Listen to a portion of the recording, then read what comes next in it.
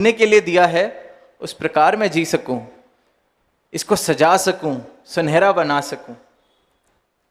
और वहीं फिर एक बात और भाव जो ध्यान में आ रहा है कि जो मिला ही मुझे सहज में है, जो दिया ही मुझे इस मालिक ने है, तो इससे अगर मुक्ति भी देनी है तो यही दे सकता है।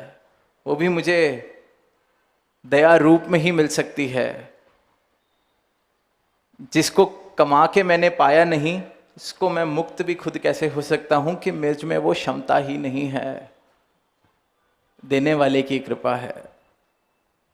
और जो जो ये राज जानते रहते हैं, ये रमज समझते रहते हैं, उनके जीवन में फिर ये राम राज्य स्थापित होता रहता है। वो फिर इस मुक्ति दाता, क्योंकि जो जीवन दाता है वही मुक्ति दाता है, तभी मोक्ष मूलम गुरु कृपा जो हम बात सुनते हैं, गुरु प्रसाद जो कहा जाता है कि मेरी क्या हैसियत है जो मैं अपने भरोसे कह दूं कि मैं इस आवागमन से मुक्त हो जाऊंगा, इस जीवन से मुक्ति प्राप्त कर लूंगा। जो चीज़ इतनी सोचों के और समझों के परे है मेरे, एक घर मैंने बनाया हो उसे मैं तोड़ सकता हूं क्योंकि बनाया था, तो तोड़ने की क्षमता भी मेरे पास है। कोई नौकरी मैंने कमाई हो, कहीं पहुंचा हूं, उसे छोड़ मैं सकता हूं, मैंने खुद ली थी। किसी रिश्ते को मैंने स्थापित किया हो, उस रिश्ते को मैं खुद छोड़ सकता हूं क्योंकि मैंने स्थापित किया था।